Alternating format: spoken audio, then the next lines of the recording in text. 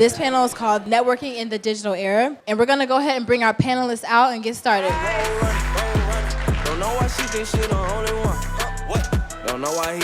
All right, so I'm gonna have all the panelists introduce themselves and tell your name and tell us what you do. Yes, hi. Good afternoon, everyone. My name is Jamila Thomas. I'm Senior Director of Marketing at Atlantic Records. I currently work in urban marketing. I deal with hip-hop and R&B artists specifically. Hey, what's up, everybody? So I do a few things that I think are relevant to the conversation today. One, I work with Pandora on the industry relations team, so I help artists, labels, managers, and artist representatives maximize their use of the platform. I work with an artist management company called the Blueprint Group, and I do digital strategy for our clients. We represent Lil Wayne, G-Eazy, The Roots, Jill Scott, Lil Nas X. My name is Grip. I'm from the east side of Atlanta, and I rap. What's poppin', y'all?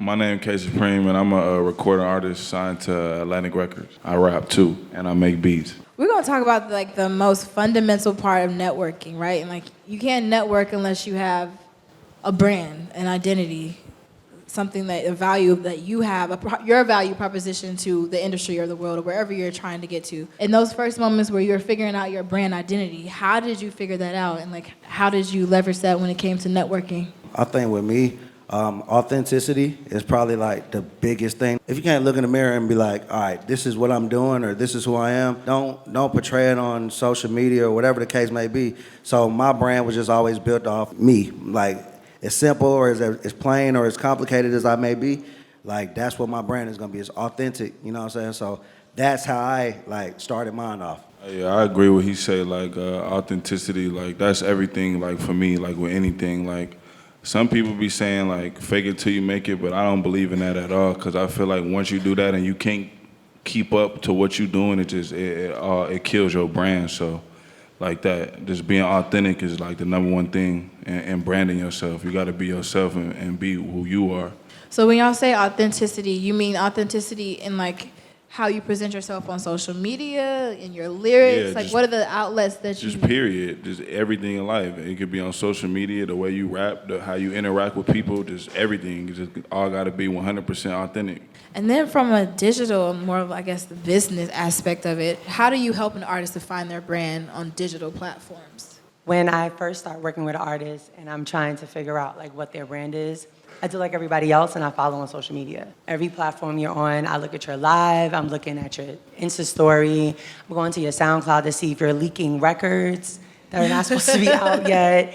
I am just trying to see what the feedback is, because a lot of the times, an artist knows exactly who they are, and it's my job to come in and build that, not change it, not recreate it, not try to teach you what it should be. So I become a student. So what I do is I study the artist, I spend time with you, I follow you on social media, so I am looking at the posts, the pictures, how you're interacting with fans on your live, if you're writing people back in the comments, like I'm paying attention to all of that. So there's this little acronym that I came up with some time ago, working with artists, when I think about like how you interact with people online, and it's the races. Like if you follow us, we'd be off to the races. I know it sounds corny, but it helps me remember it. R is be respectful. So if you don't want to just like buy my song, stream my song. If that's the only thing you're posting, you're losing. So be respectful, right? Also, just don't pound people with email. You don't spam people. Authenticity. I mean, you guys actually said that first, and I mean, that really should be first in my acronym, because I totally agree with that. But being authentic, being who you are, and being true to who you are. C is be consistent. Be consistent with the way you're posting. You know, if you're gonna post once a day, try to continue to be posting once a day, but just be consistent with it. Exclusive too. So what I mean by exclusive is like if you have some news or information that you want to share, I mean, use your socials first. I mean, this is kind of the thing that like when you get to a little bit higher level, you'll start having pressure from various news outlets or blogs or whatever, and they want to break the news about you. But if you can be the one to share that news first, you can really control the messaging a little bit better. And S is for syndicate. And let's use all the platforms that are at your disposal, but really find the ones that you find your voice on. You know, maybe Snapchat's not your thing, that's fine, but you know, find the ones that do work for you and that you can lend your voice to in a really authentic and consistent way. From our artists and producers over here, how do you define your brand voice on different platforms? I think that I say my main platform is Instagram. Also, getting out in front of people. So like when you doing shows and you don't tell people your social media handle, then you just lost. That way, getting in front of those people, they saw you in person, it was a human interaction. Opposed to having somebody just try to follow you on social media, they don't even know who you are. Like you've had a human interaction with a person and you can tell them, all right, now come follow me on such and such or whatever. So I encourage people to just get out in front of people, and then that's easier for them to be able to follow you. Yeah, I agree with him too. I feel like when people see you in person, they'll want to follow you like more. Like if you present yourself in person and say follow you rather than just trying to meet people on the internet. Like I always feel like it's better, like even when you networking with another artist, you don't never want to like, say you don't know somebody and you just DM them off the rip, like let's work. Nobody wants, like, you don't want to do that. You want to get in front of somebody first and kind of create a relationship with them and then let them see your social media, because that's where it comes in a lot. And I feel like that social media stuff, it depends on like what time you post. All that stuff matters, the time you post, the picture you use as your cover for videos, like all that stuff matters. So it's real important though too at the same time, but I feel like real life is still a little bit more important than social media. Social media spreads faster, but when people see you in person, they're gonna go to your social media off the rip, where Very important. you can attract somebody on social media, they might never see you in real life.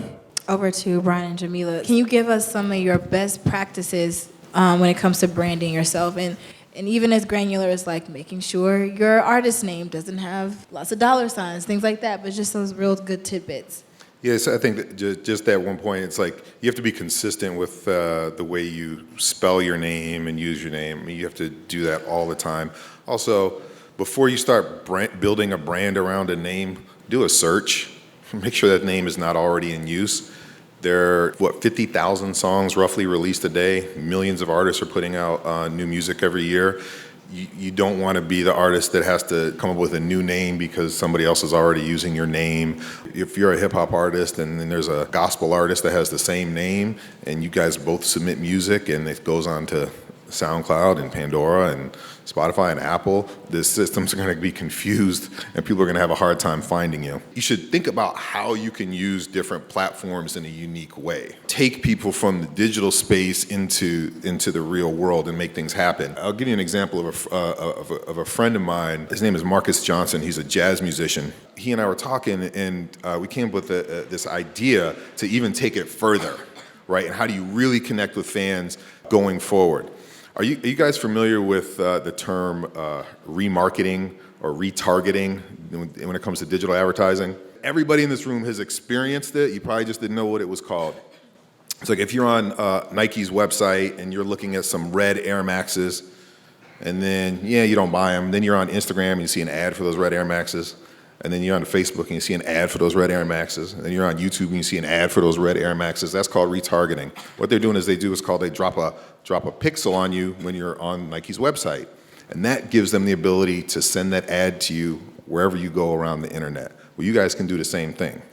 So my friend Marcus and I were talking about how can he do this effectively. So we did this with ads by using a retargeting pixel in the link. So when people clicked on the link to go get his tickets or merch or whatever, he was then sending people ads all over the place to get them to buy other things, and it was super effective for him. So I think that's a real great way to, like, how do you take what you're doing with one platform and really creatively and effectively use it for more things. I know he's getting kind of technical, but really it's basically using your leads from your fan base, whether it's wherever your numbers are bigger, Twitter, Instagram, whatever, gathering, the way to contact them, whether it's text messaging, SMS, or whether it's email, and then using some type of like drip campaign messaging to keep luring them into your merch or your tour or your tickets or so on and so forth. Now I want to take it off platform. Talk about an experience where when no one knew who you were in the room, you were able to make yourself a statement. Or if it hasn't happened yet, I don't know. Yeah, when I was signing my deal, they made me, like, the week I was doing all my label runs, and I had this popular song out called Gucci Cologne. This is like around last year. I remember I had to perform the song. I didn't have to, but that's what I did at the label meetings to kind of like I kind of wanted to get up in front of them and just show them I was super energetic and I wasn't scared. Because I feel like, I don't know, I just feel like they don't want to sign somebody that's like looking down or like, you feel me, or not making eye contact with them. So I was just real energetic and like looking everybody in their eye and just owning it, being real confident. Yeah. So you feel me? So it was like, that was a time where I can say I made a big impact in person, and then they were kind of went back and looked like, okay, maybe. Because I know everybody in that room heard of me just right then and there because it was a meeting, but just in case some people didn't know about who I was prior to that meeting, they knew who I was after. They went to go look me up, or like, you feel me? They wanted to see what I was about because I went in there and I had so much energy and just performing and just owning it. Like I said, like having the confidence to carry myself. I was doing like the underground music circuit in Atlanta. I would go to just venues, even if I wasn't performing, and pretty much try to get on shows. So this was like a couple years back. So like the Music Room, for instance, is on Edgewood. You know, a lot of like local talent go there, and I just remember like my first show. Nobody knew who I was. You know, nobody know who I was aside from the guy who got me in there, and a few family members that are friends that pulled up. So I already knew, like, once I got on the stage and just perform and do what I had to do, the attention was gonna come towards me. So by the time I got off the stage, you know how it is. You get off stage and people walking up to you and, oh man, you killed it, blah, blah, blah, like whatever, and just networking. From there, I think that was probably like the first time that I was like, all right, like I can do this. How do you recommend, or what are some tips for people approaching you all to make sure they make a more respectful impact on you? Basically, what I'm trying to say is, how can you not be thirsty when networking with an industry expert? So it's a fine line, right? You don't want to become just a fly on the wall, and I don't want to be pushy, so let me not say anything to him or her, and then you let your moment go by, but you also have to time it. For me, I feel like the worst is just to interrupt the conversation. So if you see some people that you want to speak to and they're mid-conversation and you walk up like, hey, I just want to make sure you got my tape, I want to make sure you got AB, and it's like I'm mid-sentence, it shuts people down. Whether they're an executive or not, no one likes to be interrupted mid-combo, right? So I just think it's about timing it. If you see someone walk into the bar, if they're standing there waiting for their Uber, whatever it is, you just find the right time to get your face time, whether it's 15 seconds. Sometimes that's all you need, because if you really own the stage, to his point, I was looking for you anyway. And I just was probably trying to find a time to find you. I don't know who your manager is. So sometimes it works out. There's other times where we may be an event like this and you're not performing, but you're looking to connect with one of us afterwards and you just want to make an impression.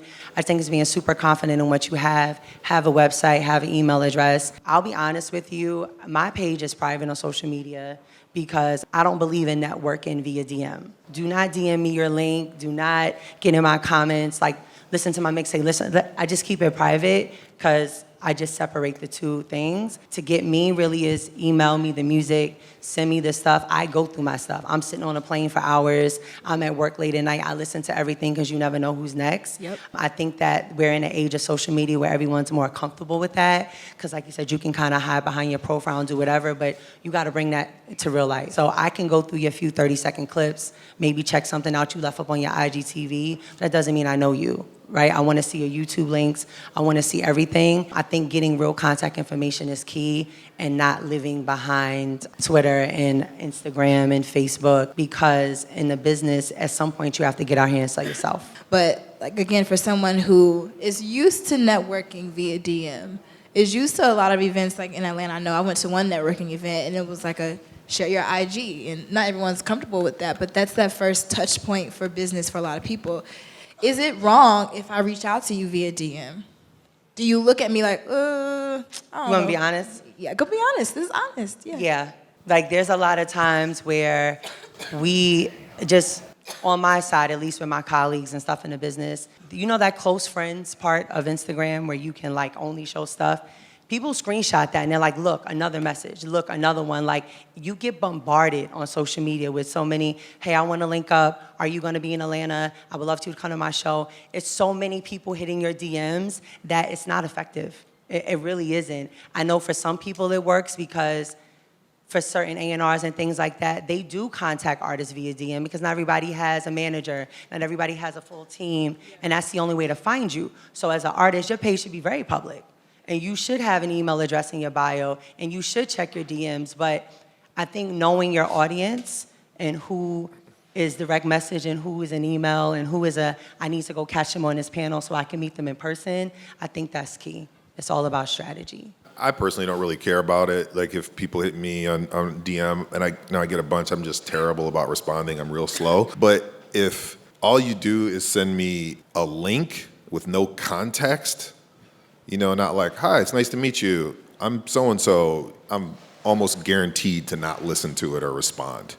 And really to piggyback on what Jamila said, I think that finding people at events like this and finding the right way to approach people and just be respectful. I always tell people, I said, don't ask me questions that you can Google the answer to. Like, you know what I mean? Like if you can just Google it, just do that. So like if you do have the opportunity to talk to any of the folks up here or people who were on the panel earlier, you don't ask them like super basic questions that you can easily get on your phone 30 seconds before even meeting them, right? Yeah. And I also throw one other thing out there too, like for me, like probably the best way to connect with me is on LinkedIn. If you're on LinkedIn, I know you actually take your business seriously, and I respond to pretty much everybody who hits me on LinkedIn. If you know that you want to grab somebody for a quick second, especially at an event like this, just know exactly what you want to ask. Like asking me how I got started in the business after this, that's cool. Like I'll tell you that I started as an intern and then assistant and worked my way up, but you don't leave with anything. I'd rather give you a gem and something, if we never meet again, I helped. So I'd rather you ask me something that you genuinely need help with and you want to know, because today and today only is free. So you can ask me now and I'll be able to answer versus, trying to get a meeting and having to fly to New York and do all the other stuff. I'm here, I'm in the city, it's free knowledge. Like this is where you ask me what you really want to know, not like how long I'll be in town. Okay, do you remember like the most memorable ask? Like oh, I see what you did there. You did it the right way type of question or type of reach out?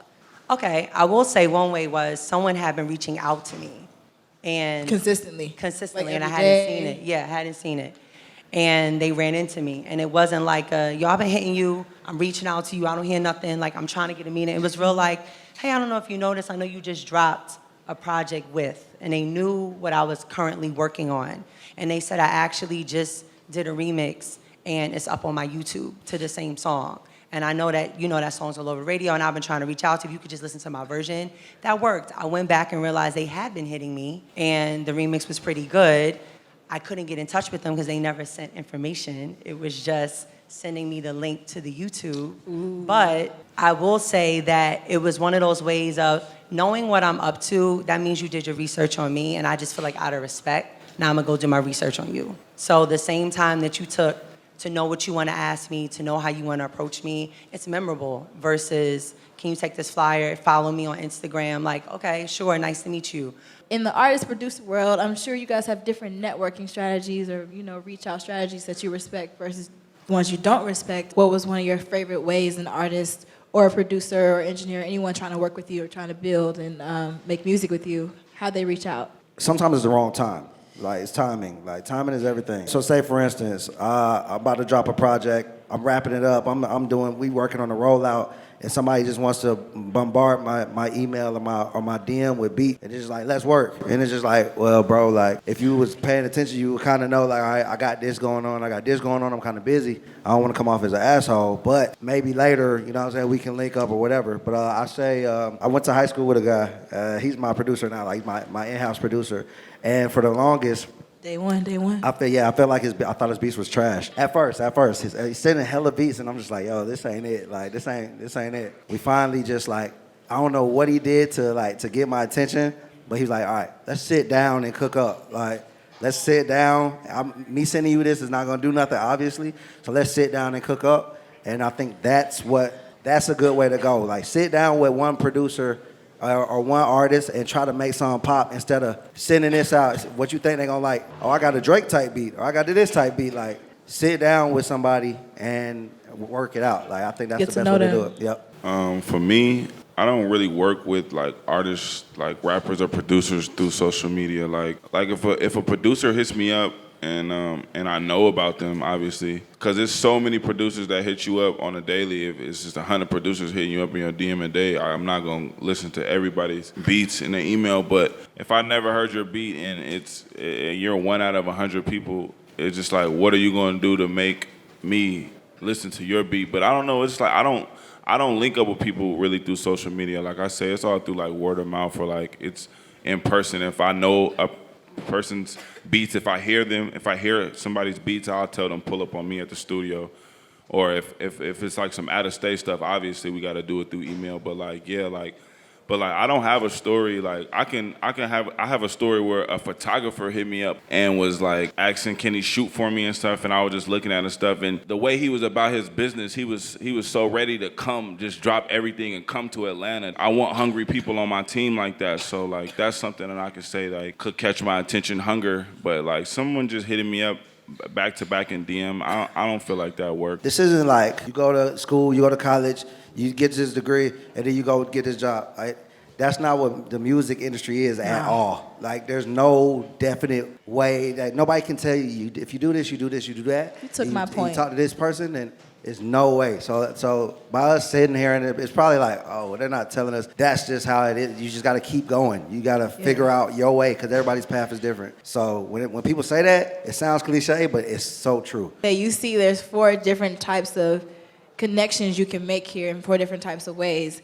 And one artist should know how to walk in a room with Jamila, or how to DM Brian, or how to get, consistent in the industry enough to get your word of mouth to K Supreme, and so on and so forth with Grip. It's just all about making sure, like I said, you understand each and every approach.